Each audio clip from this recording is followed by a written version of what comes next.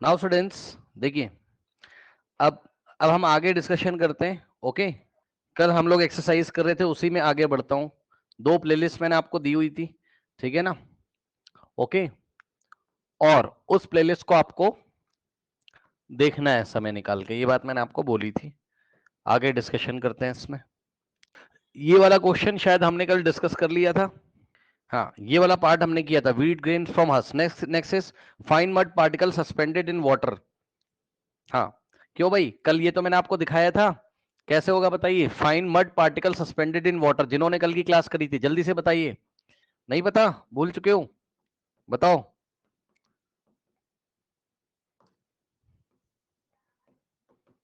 बताइए, सेंट्रीफ्यूगेशन से करेंगे ये, यस और नो?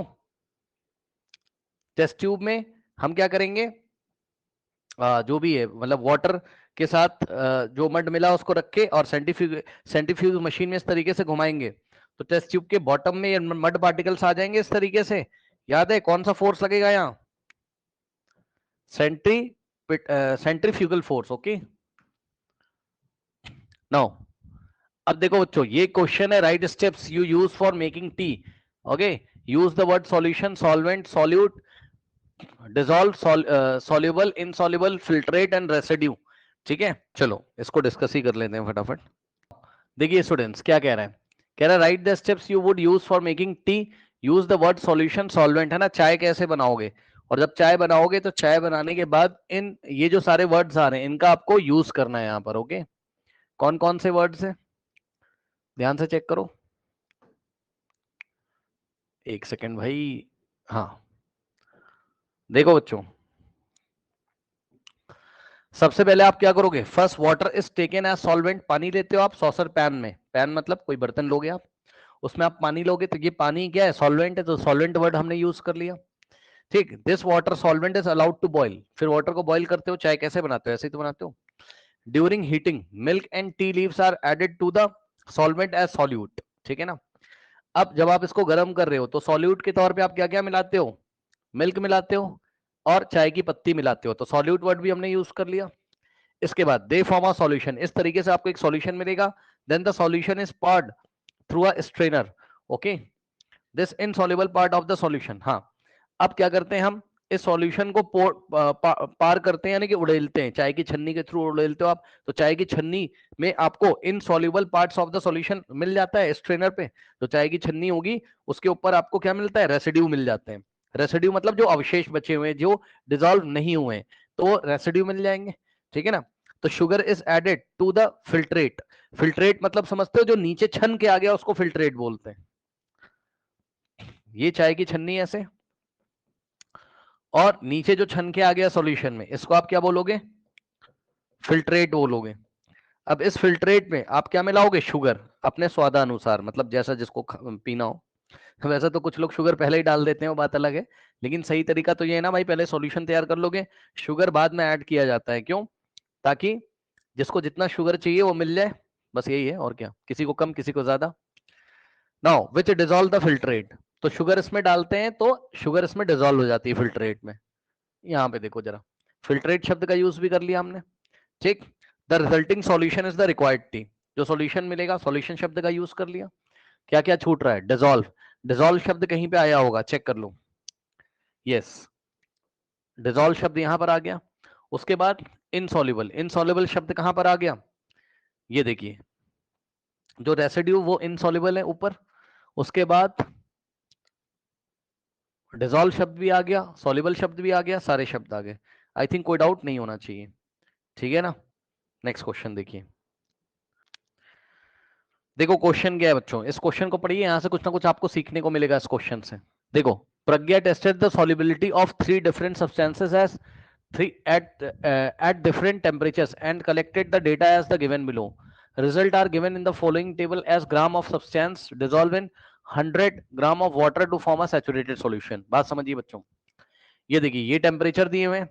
ठीक है, पोटेशियम नाइट्रेट को जब हमने 280 केल्विन पे, 283 केल्विन, यहाँ टेम्परेचर दिए में, 283 केल्विन पे जब हमने पोटेशियम नाइट्रेट को डिसॉल्व किया, किसमें? सॉल्वेंट कौन है यहाँ पर? पानी है, ध्यान से चेक कर लो। सॉल्वेंट कौन है यहाँ पर? पानी है। 100 ग्राम पानी लिया और सॉल्युबिलिटी यहां पर निकाली जा रही है, तो पोटेशियम नाइट्रेट की सॉल्युबिलिटी कितनी आ रही 21 और 293 कैलिबर। इधर ध्यान से जरा चेक कर लेना भैया, जब आपने टेम्परेचर बढ़ा दिया तो सॉल्युबिलिटी कितनी आ रही है 32, और टेम्परेचर बढ़ा दिया तो सॉल्युबिलिटी 62, और टेम्परेचर बढ़ा दिया तो सॉल्युबिलिटी कितनी आ रही है 106, और जब टेम्परेचर बढ़ा दिया तो सॉल्युबिलिटी कितनी आ रही है 167। ठीक, इसी तरीके से सोडियम क्लोराइड को देखो, सोडियम क्लोराइड 283 केल्विन टेम्परेचर पे ओनली 36 है इसकी सॉल्युबिलिटी। 36 का मतलब समझ रहे हो कि 100 ग्राम अगर टोटल सॉल्यूशन है, ठीक है ना। क्वेश्चन वाइज इसको समझते हैं। इधर देखिए पहला क्वेश्चन क्या है, what mass of potassium nitrate would be needed to produce a saturated solution of potassium nitrate in 50 gram of water at 330 kelvin. बात समझो, टेम्परेचर कितना देके रखा है 330 केल्विन, ध्यान से सुनिएगा मेरी बात। टेम्परेचर कितना देके रखा है 330 केल्विन, और सॉल्यूट कौन सा है पोटेशियम नाइट्रेट। तो आप टेबल में कहां जाओगे, पोटेशियम नाइट्रेट पे जाओगे, 313 केल्विन के नीचे जाओगे। अब बताओ, ये 62 ग्राम लिया इन्होंने, पोटेशियम नाइट्रेट कितना लिया है 62 ग्राम। तो 62 ग्राम 330 केल्विन पे, सुन लो ध्यान से, एट 313 केल्विन। पोटेशियम नाइट्रेट का फॉर्मूला क्या होता है KNO3। KNO3, तो मैं पोटेशियम नाइट्रेट को KNO3 लिखूंगा, समझ जाना आप। ठीक, पोटेशियम नाइट्रेट जो है आपका, ध्यान से सुनिएगा, वो 313 केल्विन पे कितना ग्राम 62 ग्राम डिसॉल्व हो जाता है, कितने ग्राम पानी में 100 ग्राम वाटर में। करेक्ट, तो ध्यान सुनो, eight 330 kelvin in 100 gram water, सुन लो भाई, 313 केल्विन पे 100 ग्राम वाटर में कितना पोटेशियम नाइट्रेट डिसॉल्व हो जाता है 62, यानी कि 62 डिसॉल्व। उसने आपसे सवाल पूछा है कि 313 केल्विन पे अगर हम 50 ग्राम पानी ले लें, कितना ले लें 50 ग्राम पानी ले लें, तो बताओ कितना पोटेशियम नाइट्रेट की जरूरत पड़ेगी कि सॉल्यूशन सैचुरेटेड हो जाए। तो हम यहाँ यूनिटरी मेथड लगाएंगे, at 313 kelvin in 100 gram water potassium nitrate required, potassium nitrate required according to the table, कितना रिक्वायर्ड था पोटेशियम नाइट्रेट 62 ग्राम। अब बताओ यूनिटरी मेथड लगा सकते हो, 100 ग्राम वाटर में अगर पोटेशियम नाइट्रेट कितने टेम्परेचर पे 313 केल्विन पे, तो एट 313 केल्विन 100 ग्राम वाटर में पोटेशियम नाइट्रेट सैचुरेटेड सॉल्यूशन बनाने के लिए कितना चाहिए था 62 ग्राम। तो 1 ग्राम वाटर में कितना रिक्वायर्ड होगा, इन 1 ग्राम वाटर, अगर हम 1 ग्राम वाटर ले लें तो पोटेशियम नाइट्रेट कितना रिक्वायर्ड होगा बताइए KNO3,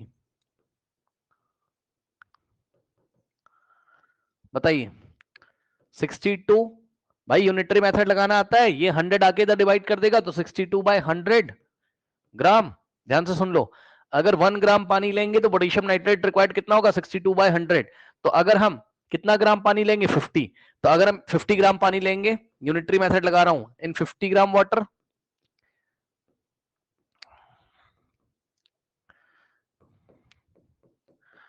KNO3 रिक्वायर्ड कितना हो जाएगा, बहुत आसान है, चेक कर लो, 1 ग्राम में इतना तो 50 ग्राम में कितना, इसको 50 से मल्टीप्लाई करेंगे, यानी कि 50 इंटू 62 अपॉन 100 ग्राम। ठीक, 50 वन जा 50, 52 जा और 2 वन जा, और यहाँ 31 ग्राम। तो आंसर आ जाएगा कितना 31 ग्राम। ठीक, तो पार्ट 1 का आंसर कितना आ जाएगा 31 ग्राम। यानी कि अगर 313 केल्विन पे ही आपको 50 ग्राम वाटर में सैचुरेटेड सॉल्यूशन बनाने के लिए बोले तो पोटेशियम नाइट्रेट कितना लगेगा 31 ग्राम। बताइए कोई डाउट है, बताइए, फिर मैं नेक्स्ट पार्ट आपको सॉल्व करके दिखाता हूं। अब ध्यान से चेक करो, पार्ट 2 देखिए क्या कह रहा है।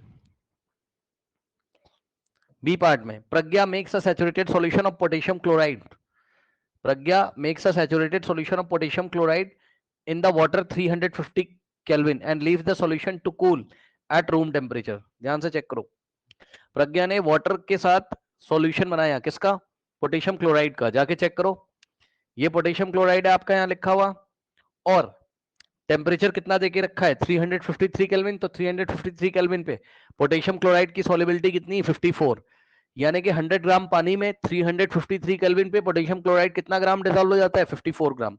लेकिन प्रज्ञा ने क्या किया, प्रज्ञा ने इस सॉल्यूशन को कूल कर दिया। हाँ भाई, 353 केल्विन से उसने उसको कूल करने के लिए छोड़ दिया, धीरे धीरे कूल करने के लिए उसने उसको छोड़ दिया। अब मुझे बताओ कि जब धीरे धीरे कूल करते हो सॉल्यूशन को तो क्या होता है, बताइए।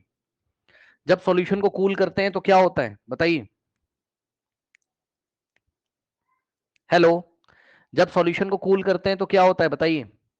क्या सिखाया था क्लास में? किसी सैचुरेटेड सॉल्यूशन को कूल करने से क्या होता है? क्यों भाई, क्या पढ़ के आए हो बताओ। किसी सैचुरेटेड सॉल्यूशन को जब हम कूल करते हैं तो क्या होता है,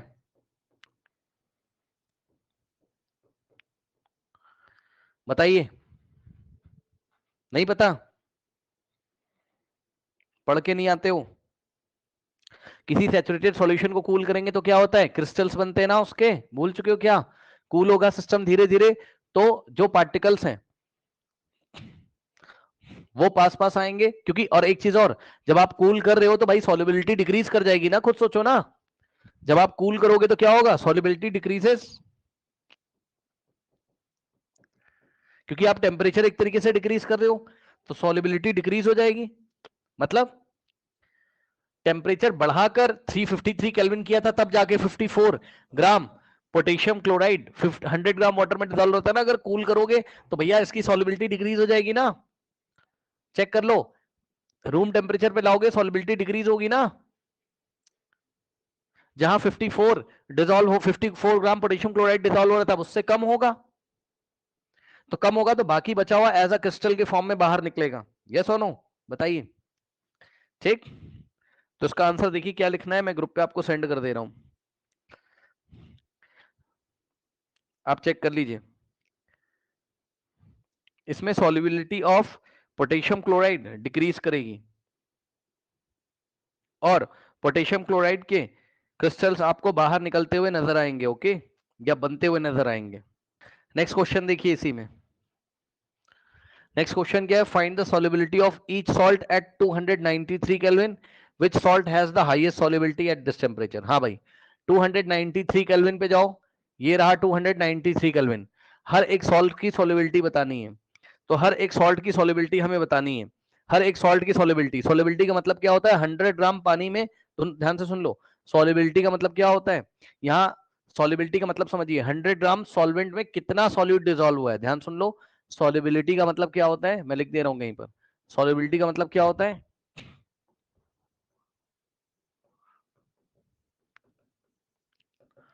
in 100 gram solvent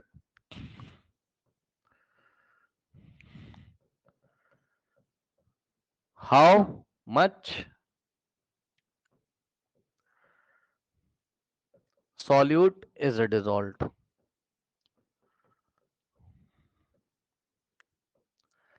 at a given temperature, at a,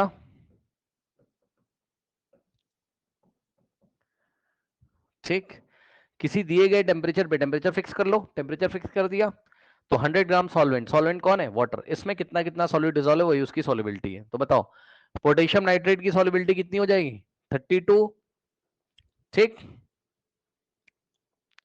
32 grams. Potassium chloride की सॉल्युबिलिटी कितनी हो जाएगी, 36 ग्राम। पोटेशियम क्लोराइड की 35 ग्राम एंड अमोनियम क्लोराइड की 37। सबसे ज्यादा किसकी, 37, अमोनियम क्लोराइड। इसने बोला था हाईएस्ट सॉल्युबिलिटी इस टेम्परेचर पे किसकी, तो जवाब है अमोनियम क्लोराइड। ठीक,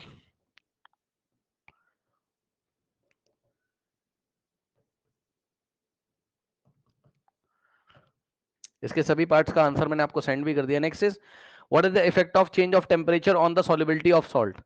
अगर आप टेम्परेचर चेंज करोगे तो सॉल्युबिलिटी ऑफ सॉल्ट पे क्या इफेक्ट पड़ता है, तो जवाब है टेम्परेचर इंक्रीज करने से सॉल्युबिलिटी इंक्रीज करती है और टेम्परेचर डिक्रीज करने से सॉल्युबिलिटी डिक्रीज होती है। ठीक, ये बात मैंने आपको क्लास में बताई है। तो the solubility of salt increases with increase in the temperature, answer मैंने आपको सेंड कर दिया और क्लास में मैंने आपको समझाया है। बढ़ते हैं नेक्स्ट क्वेश्चन की तरफ। नेक्स्ट क्वेश्चन देखिए, explain the following giving examples, okay.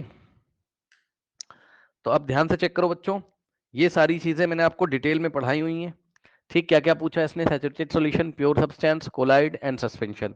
तो इस क्वेश्चन को मैं नहीं एक्सप्लेन कर रहा हूँ, ठीक है ना, इसको आप खुद से देखिएगा, सारा मैंने क्लास में आपको बताया हुआ है। ठीक, इसका आंसर मैं आपको सेंड कर दे रहा हूँ, वो आप पढ़ लेना। इसमें क्लास में पूरा डिस्कशन हुआ है, ठीक। कोलाइड क्या होते हैं, सस्पेंशन क्या होते हैं, तो इसका आंसर सेंड कर दिया ग्रुप पे, आप देखिए। Now next question is classify each of the following as a homogeneous and heterogeneous. ठीक है स्टूडेंट्स, नीचे दिए गए जो भी आपको सब्सटेंस है उसको हेट्रोजीनियस होमोजीनियस में क्या करना है, सेपरेट करना है। ओके, तो अब ध्यान से चेक करो बच्चों। पहला यहां मैं लिख देता हूं होमोजीनियस,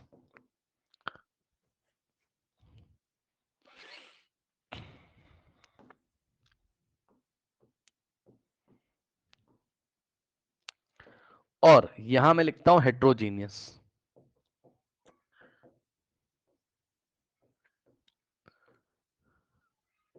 अब ध्यान दें, होमोजीनियस में कौन कौन आएगा बताओ, सोडा वाटर आ जाएगा। क्यों, सोडा वाटर में क्या होता है बताइए, पता है आपको सोडा वाटर में क्या होता है? सोडा वाटर में कार्बन डाइऑक्साइड और वाटर होता है। ध्यान से सुन लो भाई, सोडा वाटर में क्या क्या होता है ये, अरे कोल्ड ड्रिंक आपकी, हाँ, कार्बन डाइऑक्साइड डिजोल्व होती है पानी में और वो यूनिफॉर्मली डिजोल्व होती है, तो सोडा वाटर आ जाएगा। Next is would. वुड आप किस में रखोगे बताओ, वुड आएगा हेट्रोजीनियस में। क्यों, लकड़ी जो होती है तो उसमें अगर आप अंदर जाके देखोगे लकड़ी में माइक्रोस्कोप से, तो जो भी ऑर्गेनिक कंपाउंड के जो मॉलिक्यूल्स हैं वो होमोजीनियसली मिक्स नहीं होते हैं, वो हेट्रोजीनियस तरीके से मिक्स रहते हैं, उनका composition through out the mixture same नहीं होता है, तो वुड आ जाएगा हेट्रोजीनियस में। उसके बाद एयर, एयर आ जाएगा आपका होमोजीनियस में, क्लास में भी डिस्कस किया है, ठीक। सॉइल आ जाएगा हेट्रोजीनियस में, ठीक। उसके बाद विनेगर आ जाएगा आपका किसमें, होमोजीनियस में। फिर फिल्टर्ड टी है आपका हेट्रोजीनियस में, मतलब चाय जब आप फिल्टर कर लोगे ना, चाय चाय छान भी लोगे वो भी हेट्रोजीनियस ही होता है, वो होमोजीनियस नहीं होता है। क्योंकि अगर आप चाय छान के उसको, चाय छानने के बाद फिल्टर करने के बाद अगर आप देखोगे ना, जो जो क्या कहते हैं, खासकर जो ब्लैक टी होती है उसका आप देखोगे तो उसमें कुछ पार्टिकल्स होंगे वो नीचे इस तरीके से बैठ जाएंगे। ओके, थोड़ी देर उसको अगर आप अनडिस्टर्ब छोड़ोगे तो जो ब्लैक कलर टी होती है उसको छोड़िए कुछ देर तक, उसमें पार्टिकल्स नीचे इस तरीके से बैठ जाते हैं, तो होमोजीनियस नहीं है, वो हेट्रोजीनियस है।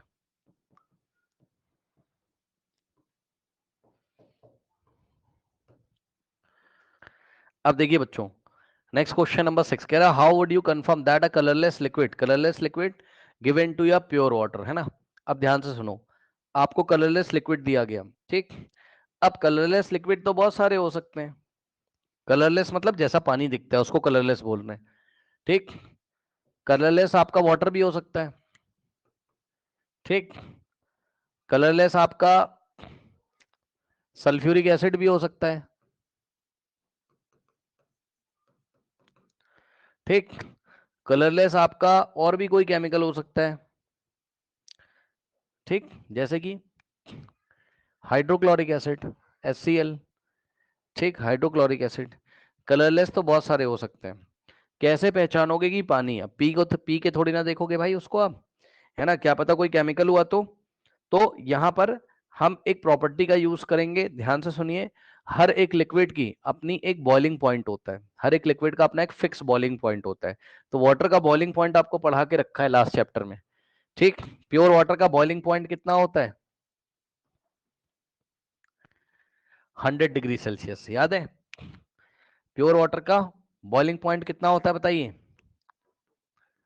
100 डिग्री सेल्सियस, या 100 डिग्री सेल्सियस बोलो, या आप इसको केल्विन में चेंज कर लो, मतलब 100 में क्या करोगे आप 273 ऐड करोगे तो केल्विन में आ जाएगा कितना, 373 केल्विन, करेक्ट। सो 100 डिग्री सेल्सियस बोलिए या आप इसको क्या बोलिए 373 केल्विन, बात सेम है। तो हम क्या करेंगे बच्चों, जो प्योर लिक्विड इन्होंने हमें दिया है, हम एक फ्लास्क लेंगे इस तरीके से लैब में, और इसको बंसन बर्नर के ऊपर इस लिक्विड को बॉईल करेंगे और यहाँ एक थर्मामीटर लगा देंगे। अगर ये 100 डिग्री सेल्सियस या आप बोल सकते हो 373 केल्विन, दोनों बातें सेम, मतलब यूनिट अलग अलग है बट टेम्परेचर सेम है। अगर ये 373 केल्विन पे बॉईल करने लगा ये लिक्विड, तो इसका मतलब ये प्योर वाटर है। अगर इससे टेम्परेचर ऊपर नीचे हुआ 100 डिग्री सेल्सियस से मतलब 100 डिग्री सेल्सियस से नीचे बॉईल कर गया, जैसे 90 डिग्री सेल्सियस पे, या 40 डिग्री सेल्सियस पे, या 50 डिग्री सेल्सियस पे, या 100 के ऊपर बॉईल कर रहा है, तो ये प्योर वाटर नहीं है। बात समझ में आ गई कि नहीं? ओके, तो इसका आंसर आप देख लीजिए, आपको ग्रुप पे सेंड कर दिया है। नेक्स्ट इज, अगला सवाल देखते हैं बच्चों। अब नीचे दिए गए में से कौन सा प्योर है ना? अब प्योर क्या होता है बताइए, केमिस्ट्री में प्योर क्या होता है बताइए, याद है? प्योर सब्सटेंस ऐसे सब्सटेंस होंगे जिसमें सेम टाइप के पार्टिकल होंगे। हाँ भाई, जिसमें सेम टाइप के पार्टिकल होंगे। अब बताओ, बताइए आइस प्योर है कि नहीं है? बताओ जल्दी से बताइए, आइस प्योर है कि नहीं है? जल्दी से बताइए भाई, बोलो, क्लास में आराम से बैठे हुए हो। अ, हाँ, प्योर है। क्यों भाई आरदीप, बताइए, कुछ पढ़ रहे हो कि मजे ही ले रहे हो बस? बताओ। सर प्योर है। हाँ, प्योर क्यों है? या मजे ही ले रहे हो बस छत पे बैठ के आराम से? देखा था मैंने अभी, मजे ले रहे हो अपने दोस्तों के साथ। कौन बैठा था साथ में? सर वो तो भाई था। हाँ, तो बस मजे ही ले रहे हो या कुछ पढ़ भी रहे हो? इधर उधर देख रहे हो, पतंग वतंग देख रहे हो? नहीं सर, भेज दिया मैसेज इसका। चलिए देखिए जरा, आइस जब आप लेंगे, ठीक है ना, ओके, तो आइस में वाटर के पार्टिकल तो होते हैं, याद है? ये मैंने डिटेल में डिस्कस किया था बच्चों, ये हो गया प्योर, केमिस्ट्री की भाषा में ये प्योर हो गया। मिल्क में बच्चों मैं कट कर दे रहा हूं, मिल्क प्योर आपका नहीं है, मिल्क प्योर नहीं, क्योंकि मिल्क में डिफरेंट टाइप के आपके पार्टिकल्स होते हैं, याद है ना? डिफरेंट टाइप के ऑर्गेनिक मॉलिक्यूल्स होंगे, फैट के मॉलिक्यूल होंगे, कार्बोहाइड्रेट होगा, दुनिया भर के मॉलिक्यूल होंगे। आयरन बच्चों मेटल है, और मेटल आपका प्योर होगा, याद है? क्योंकि आयरन का ये कोई पीस है तो इसमें आयरन के ही एटम होंगे, ये भी प्योर हो गया। फिर अगर आप हाइड्रोक्लोरिक एसिड लोगे, ये हाइड्रोक्लोरिक एसिड आपने लिया, तो ये भी तो प्योर है, क्योंकि इसमें क्या होगा आपके, HCl के मॉलिक्यूल, HCl के मॉलिक्यूल, HCl के मॉलिक्यूल, HCl के मॉलिक्यूल, ऐसे। ठीक, ये भी आपका प्योर हो गया, ये भी प्योर हो गया, HCl भी, हाइड्रोक्लोरिक एसिड। कैल्शियम ऑक्साइड भी बच्चों आपका जो है प्योर हो जाएगा। क्यों? ये कैल्शियम ऑक्साइड का टुकड़ा लिया, कैल्शियम ऑक्साइड का मॉलिक्यूलर फॉर्मूला मैं आपको बता देता हूं, CaO होता है। क्या होता है? CaO। तो सेम टाइप के पार्टिकल है, चेक कर लो भाई, ये भी कैल्शियम ऑक्साइड का मॉलिक्यूल, ये भी कैल्शियम ऑक्साइड का, ये भी सब, ये सब कैल्शियम ऑक्साइड के क्या है? मॉलिक्यूल्स। ठीक, ये भी केमिस्ट्री में क्या हो गया आपका? प्योर में चला गया। ठीक, फिर मरकरी, मरकरी एक मेटल है जो कि रूम टेम्परेचर पे लिक्विड में होता है। तो ये एक टेस्ट ट्यूब में मरकरी ले लिया हमने, और ये लिक्विड है। और मरकरी क्योंकि मेटल है तो एटॉमिक फॉर्म में रहेगा, तो ये जितने भी आप यहाँ पे डॉट्स देख रहे हैं, ये इसके एटम को बता रहा है। ये Hg एटम, ये Hg एटम, ये Hg एटम, ये Hg का मतलब मरकरी है ना? तो ये भी प्योर हो गया आपका। अब देखो बच्चों, ब्रिक जो होता है वो इम्प्योर होता है, मैं आपको बता दूं, क्योंकि पता है ब्रिक जो होता है ईंट, अब इसके बारे में थोड़ा सा आप, ब्रिक वगैरह में क्या होता है ना, डिफरेंट टाइप के पार्टिकल्स होते हैं, समझिए जरा। कैसे पता चला? थोड़ा सा सीमेंट वगैरह के बारे में क्लास 11th में आपको पढ़ाएंगे ना, थोड़ा ब्रिक्स के बारे में भी बताएंगे, वहां डिफरेंट टाइप के पार्टिकल्स होते हैं बच्चों यहाँ पर। ठीक, और वैसे भी ब्रिक कैसे बनती है बताओ? मिट्टी से, मिट्टी को पकाते हैं ना भट्टी में, देखा है आपने? ठीक, मिट्टी को गर्म भट्टी में पकाया जाता है, ओके। तो अब मिट्टी में जब डिफरेंट टाइप के पार्टिकल्स होते हैं, तो ब्रिक में भी, और जब इसको गर्म किया जा रहा होगा मिट्टी को, तो उसमें डिफरेंट टाइप की हीट की वजह से केमिकल रिएक्शन में होंगी, जिससे कि जब ब्रिक बन के तैयार होगी, इसमें डिफरेंट टाइप के मॉलिक्यूल्स होंगे, सेम टाइप के मॉलिक्यूल नहीं होंगे। ये इम्प्योर हो गया, इसको कट कर दो। वुड आज ही डिस्कस किया है, वुड में भी जो लकड़ी होती है उसमें डिफरेंट टाइप के क्या होंगे? ऑर्गेनिक मॉलिक्यूल्स होंगे, तो ये भी इम्प्योर हो गया। एयर भी आपका बड़ी मजेदार बात है, एयर भी केमिस्ट्री की भाषा में इम्प्योर है। क्यों? एयर में बहुत तरीके के पार्टिकल्स होंगे, हाइड्रोजन है, नाइट्रोजन के मॉलिक्यूल्स है ना, हीलियम के मॉलिक्यूल्स, दुनिया भर के मॉलिक्यूल होंगे, तो एयर भी केमिस्ट्री की भाषा में इम्प्योर हो जाएगी, ओके, प्योर नहीं होगा। नेक्स्ट क्वेश्चन देखते हैं। अब इसमें से बच्चों हमें बताना है identify the solution among the following mixture. नीचे दिए गए मिक्सचर में से सॉल्यूशन कौन से है ना, जरा बात समझिएगा बच्चों। सॉल्यूशन वही होगा जो होमोजीनियस होगा, वेरी इंपॉर्टेंट। सॉल्यूशन वही होगा जो क्या होगा, होमोजीनियस मिक्सचर होगा जो, क्योंकि सॉल्यूशन की डेफिनेशन ही थी कि सॉल्यूशंस क्या होते हैं, होमोजीनियस मिक्सचर होते हैं, याद है। अब बताओ, सॉइल तो इसमें आएगा नहीं क्योंकि सॉइल होता है हेट्रोजीनियस। सी वाटर आ जाएगा, एयर भी आ जाएगा, कोल है ना। कोल थोड़ा सा सोचने वाली बात यहां पर हो गई। कोल भी आपका हेट्रोजीनियस होता है, याद रखिएगा। कोल जो होता है वो भी क्या आपका हेट्रोजीनियस, क्योंकि यहाँ डिफरेंट टाइप्स ऑफ कंपाउंड होते हैं। ओके, कोल में क्या होता है, डिफरेंट टाइप्स ऑफ कंपाउंड्स कोल में रहते हैं। इसके बाद सोडा वाटर। सोडा वाटर अभी बताया था, वही आपका भाई कार्बन डाइऑक्साइड जब वाटर में डिसॉल्व करते हैं, जो कोल्ड ड्रिंक वगैरह, कोल्ड ड्रिंक आप पीते हो वो भी तो होमोजीनियस है, ठीक। तो ये भी क्या आपका सॉल्यूशन है, क्योंकि ये भी क्या होता है, सोडा वाटर होमोजीनियस, ठीक। नो, अब नेक्स्ट बच्चों देखिए जरा, कह रहा है विच of the following will show Tyndall effect. अब मेरी बात ध्यान से सुनिएगा, जो कोलाइड होंगे वही तो टिंडल इफेक्ट दिखाएंगे, या जो सस्पेंशन होगा, है ना। कौन, या तो कोलाइड आपको मिल जाए, या तो आपको क्या मिल जाए, सस्पेंशन, ठीक। दोनों ही टिंडल इफेक्ट दिखाएंगे, लाइट को स्कैटर्ड करेंगे। जो ट्रू सॉल्यूशन होता है, यानी कि जो होमोजीनियस सॉल्यूशन होता है, वो ऐसा नहीं करता है। सॉल्ट सॉल्यूशन ऐसा नहीं करेगा, मिल्क आपका कोलाइड करेगा। कॉपर सल्फेट सॉल्यूशन भी ऐसा नहीं करेगा, होमोजीनियस होता है। सॉरी,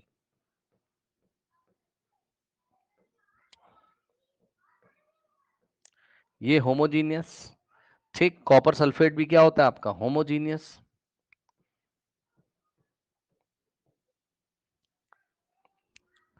स्टार्च सॉल्यूशन बच्चों आपका एक तरीके का क्या है, कोलाइड है। ओके ओके, ठीक। स्टार्च भी क्या है, कोलाइडल है। स्टार्च क्या होता है बताइए। स्टार्च एक तरीके का ऑर्गेनिक कंपाउंड है। स्टार्च सॉल्यूशन आपको कहाँ मिलेगा, जब आप चावल धोते हो, चावल आपने घर में धोए होंगे कभी, या आपकी मम्मी जब चावल धोती तो उसमें से व्हाइट कलर का जो पानी निकलता है ना, तो वो जो व्हाइट कलर का पानी होता है वो स्टार्च का सॉल्यूशन होता है पानी के साथ। चावल में स्टार्च होता है, राइस में, ठीक। तो उसको जब आप पानी से धोते हो तो क्या होता है, उसमें व्हाइट कलर का एक सॉल्यूशन बनता है, वो स्टार्च और वाटर का सॉल्यूशन होता है, ठीक। ओके, तो ये कोलाइडल का एग्जांपल है, तो ये भी आपका शो करेगा किसको, टिंडल इफेक्ट को, स्कैटरिंग ऑफ लाइट को। यानी कि चावल का पानी लेके अगर आप उसमें टॉर्च लगाओगे, इस तरीके से टॉर्च से अगर आप उसमें लाइट थ्रो करोगे तो वो स्कैटर्ड हो जाएगी, फैल जाएगी, ठीक है ना। अच्छा, नेक्स्ट देखिए, classify the following into elements, compound and mixture. बच्चों अब देखिए बच्चों, एलिमेंट्स क्या होते थे और कंपाउंड क्या होते थे और मिक्सचर क्या होते थे, हमें बताना है। तो बच्चों यदि आपको याद हो तो एलिमेंट आपके कुछ इस तरीके से होते थे, याद करिए।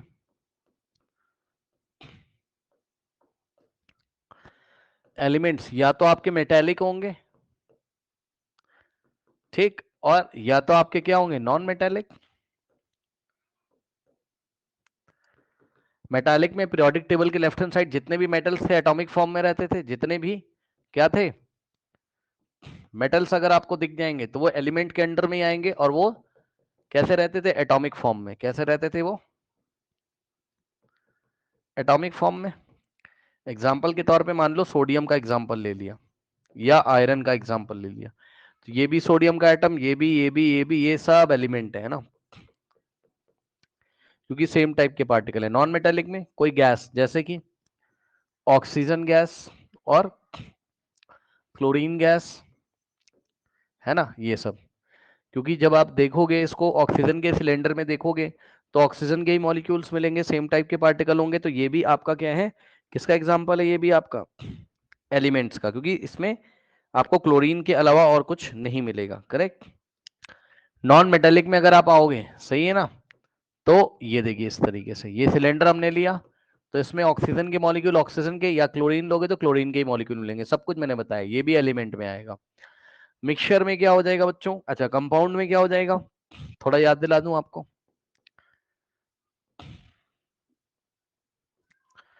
कंपाउंड में बच्चों आपको, जैसे वाटर, कंपाउंड का एग्जांपल क्या है, वाटर है ना, ये हमने वाटर का सैंपल लिया, तो इसमें आपको जो मॉलिक्यूल दिखाई पड़ेंगे कंपाउंड में, ये देखिए, ये भी H2O का मॉलिक्यूल है, ये भी H2O का मॉलिक्यूल है, ये भी H2O का मॉलिक्यूल है, सही है ना। सभी तरीके के जो मॉलिक्यूल्स होंगे, सही है ना, सभी तरीके के जो क्या होंगे आपके मॉलिक्यूल्स होंगे, उसमें आपको जो मॉलिक्यूल दिखाई पड़ेगा वो हाइड्रो, देख लो, वो डिफरेंट एलिमेंट के एटम से मिलके बने होंगे मॉलिक्यूल, बस ये कंपाउंड का एग्जांपल है। ठीक, याद आ गया होगा आपको। उसके बाद मिक्सचर क्या हो जाएगा आपका, मिक्सचर क्या हो जाएगा आपका, मिक्सचर में बच्चों क्या मिलेगा आपको, दो डिफरेंट टाइप के पार्टिकल मिल जाएंगे मिक्सचर में, है ना, दो डिफरेंट टाइप के पार्टिकल मिल जाएंगे। ठीक, particle A and particle B, यानी कि दो डिफरेंट टाइप के मॉलिक्यूल्स मिल जाएंगे आपको। चलिए अब एक एक करके करते हैं, कौन सा आपका एलिमेंट है, कौन सा मॉलिक्यूल है, कौन सा क्या है। ठीक, सो सबसे पहले बच्चों हम बात करते हैं किसकी, सोडियम की। तो सोडियम तो मेटल है, आपको बताया मैंने, तो ये कहां जाएगा, एलिमेंट में। सॉइल, मिट्टी जो होती है, मिक्सचर एक तरीके से, क्योंकि मिट्टी में बच्चों आपको डिफरेंट टाइप के पार्टिकल्स मिलेंगे, पता है, ये आपका मिक्सचर में जाएगा। शुगर सॉल्यूशन, हाँ भाई, शुगर सॉल्यूशन भी किस में जाएगा बच्चों बताइए, मिक्सचर में जाएगा, क्योंकि ये शुगर भाई मिक्सचर में जाएगा ना। कुछ लोग बोलेंगे सर मिक्सचर में, अरे भाई सॉल्यूशन तो है बट है तो मिक्सचर ना, क्योंकि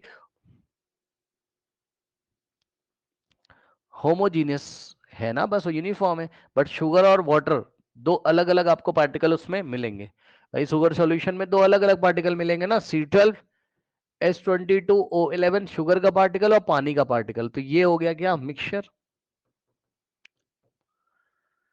उसके बाद सिल्वर बच्चों मेटल है, तो किस में जाएगा ये, एलिमेंट में, क्योंकि सिल्वर का जब आप पीस लोगे तो बस सिल्वर के एटम, सिल्वर के एटम, सिल्वर के एटम मिलेंगे, और सिल्वर के एटम का फॉर्मूला क्या होता है, Ag, ये भी सिल्वर का एटम है, ये भी सिल्वर का एटम है, एंड सो ऑन टू। ना बच्चों कैल्शियम कार्बोनेट, अब मैं आपको थोड़ा सा बता दूं बच्चों कि कैल्शियम कार्बोनेट पता है क्या होता है, ध्यान से सुनो, कैल्शियम कार्बोनेट क्या होता है बच्चों, एक तरीके का सॉलिड होता है ये कैल्शियम कार्बोनेट, ठीक है, थोड़ा पत्थर जैसा होगा व्हाइट कलर का। ठीक, फॉर्मूला होता है CaCO3। ठीक, तो ये कैल्शियम कार्बोनेट का एक पीस हम लेके आए, इसमें ये देखिए जितने भी ये पार्टिकल्स हैं वो सब कैल्शियम कार्बोनेट के मॉलिक्यूल्स हैं, सब के सब कैल्शियम कार्बोनेट के मॉलिक्यूल्स हैं। तो ये किसका एग्जांपल है, कंपाउंड का। इसके बाद टिन बच्चों, टिन एक मेटल है आपका, टिन क्या है, मेटल है, ओके। तो टिन आपका एक मेटल है, टिन का फॉर्मूला होता है SN, तो ये टिन का पीस लोगे आप, ये सब SN एटम है, SN का मतलब टिन होता है, ये सब SN का मतलब टिन का एटम, SN का मतलब टिन का एटम, ये सब टिन के एटम है। तो ये आ जाएगा कहाँ, एलिमेंट में। फिर सिलिकॉन मेटलॉइड होता है, आपको पता है जितने भी मेटलॉइड है वो भी एलिमेंट है, क्योंकि ये सब सिलिकॉन के एटम है। सिलिकॉन का एटम का फॉर्मूला SI। तो सिलिकॉन भी जाएगा आपका किसमें, एलिमेंट में। कोल, कोल आपका जाएगा मिक्सचर में, क्योंकि कोल में बहुत तरीके के आपको कंपाउंड्स मिलेंगे, ओके, कोल में बहुत तरीके के बच्चों आपको कंपाउंड्स मिलेंगे, ठीक है ना। इसके बाद एयर किस में जाएगा, एयर में भी दुनिया भर की गैसेस होती हैं, हाइड्रोजन नाइट्रोजन, है ना, होमोजीनियस मिक्सचर है ये भी मिक्सचर में जाएगा। अब देखिए सोप जो होता है, ठीक है स्टूडेंट्स, सोप का जो फॉर्मूला होता है मैं आपको बता दूं, साबुन, सोप जो आप यूज करते हो, है ना, सोप आपका जाएगा किसमें बच्चों, यहाँ कंपाउंड में, नहीं, सोप भी आपका मिक्सचर में जाएगा। ठीक, सोप भी आपका मिक्सचर में जाएगा। सोप में क्योंकि पता है जब सोप हम बनाते हैं तो उसमें बात समझो भाई, जब आप सोप बनाते हो तो उसमें एक तो ऑर्गेनिक मॉलिक्यूल्स कुछ ना कुछ होते हैं। अब उसका फॉर्मूला हम नहीं कर रहे हैं, नेक्स्ट ईयर करोगे। आप बस इतना समझो, जब आप सोप बनाते हो तो भाई उसमें स्मेल आती है ना बहुत अच्छी सी, उसमें खुशबू आती है, ठीक। और उसकी खुशबू को बनाने के लिए फ्रेग्रेंस डालते हैं वो लोग, डिफरेंट टाइप के फ्रेग्रेंस का यूज किया जाता है। तो डिफरेंट टाइप के मॉलिक्यूल्स होंगे ना वहाँ पे, खुद सोचो। एक तो सोप के मॉलिक्यूल्स होंगे, प्लस जो भी आपने सेंट वगैरह उसमें डाल रखा है फ्रेग्रेंस के लिए, खुशबू के लिए, वो भी तो डाला होगा ना, तो मिक्सचर बनेगा, ठीक। मीथेन का फॉर्मूला क्या होता है, CH4, ठीक। ये एक सिलेंडर ले लिया, और ये सब मीथेन के क्या है, मॉलिक्यूल्स हैं। तो ये चला जाएगा किसमें, कंपाउंड में। फिर कार्बन डाइऑक्साइड का फॉर्मूला CO2 होता है। एक सिलेंडर में आपने कार्बन डाइऑक्साइड ले लिया, ये सब कार्बन डाइऑक्साइड के मॉलिक्यूल हैं, कहाँ जाएगा, कंपाउंड में, ठीक। ब्लड, अब ध्यान से सुनिएगा बच्चों, ब्लड क्या होता है, मिक्सचर होता है एक तरीके का, याद रखिएगा, ठीक। ब्लड में डिफरेंट टाइप के कंपोनेंट्स होते हैं। ब्लड का आप कंपोजिशन भी पढ़ोगे शायद क्लास 10th में किसी चैप्टर में, या आगे चल के। ये ब्लड एक तरीके का मिक्सचर होता है, ठीक। अब ध्यान दें, अब इसका मैं आंसर वैसे टेबल के फॉर्म में आपको भेज देता हूं, समझा मैंने आपको दिया है। नाउ नेक्स्ट देखिए बच्चों, which of the following are chemical changes, है ना, इसमें से कौन सा केमिकल चेंज है ये आपको बताना है। नाउ ग्रोथ ऑफ प्लांट, सो क्या ग्रोथ ऑफ प्लांट एक तरीके का बच्चों केमिकल चेंज है, यस। क्योंकि देखिए जब ग्रोथ होती है तो दुनिया भर के प्लांट्स में हार्मोन्स वगैरह बनते हैं, तो हार्मोन क्या होते हैं, केमिकल कंपाउंड ही तो होते हैं, तो यहाँ केमिकल चेंजेस आते हैं। फिर से ध्यान से सुन लीजिए, जब प्लांट्स वगैरह बढ़ रहे हैं तो उसमें दुनिया भर के हार्मोन्स चेंजेस आते होंगे, और हार्मोन्स क्या है, केमिकल कंपाउंड ही तो है, ठीक। तो विच of the following is a chemical change, तो ये आपका सी लिख देना हो, सी का मतलब केमिकल चेंज है। रस्टिंग ऑफ आयरन, आयरन में जो रस्ट लगता है, मैंने आपको पढ़ाया है क्लास में, ठीक है। रस्टिंग होती तो क्या होता है, क्लास में पढ़ाया है। आयरन जो होता है वो क्या करता है, वाटर और ऑक्सीजन के साथ रिएक्शन करता है, तो रस्टिंग होती है, याद है। हाँ, आयरन क्या करता है, ऑक्सीजन और वाटर के साथ रिएक्शन करता है, तो रस्टिंग होती है। लोहे पे जो जंग लग जाती है वो एक तरीके का आयरन का ऑक्साइड होता है, Fe2O3.XS2O। फॉर्मूला वॉर्मूला नहीं याद करना है, लेकिन देखो एक नया कुछ बन के आ गया, तो केमिकल रिएक्शन होगी, रस्टिंग होगी, तो ठीक। तो ये भी आपकी केमिकल चेंज हो रहा है। Mixing of iron filling and sand, अब बताओ, आयरन फिलिंग्स जो है आपका, लोहे का जो बुरादा होता है उसको अगर बालू के साथ, सैंड के साथ मिक्स कर दोगे तो क्या कोई केमिकल रिएक्शन होगी, नहीं। ये फिजिकल चेंज है, केमिकल चेंज नहीं। कुकिंग ऑफ फूड, जब आप खाना बनाते हो तो खाना बनाने के दौरान भी दुनिया भर के केमिकल चेंजेस होते हैं, पता है ये बात की नहीं, बताइए, ठीक।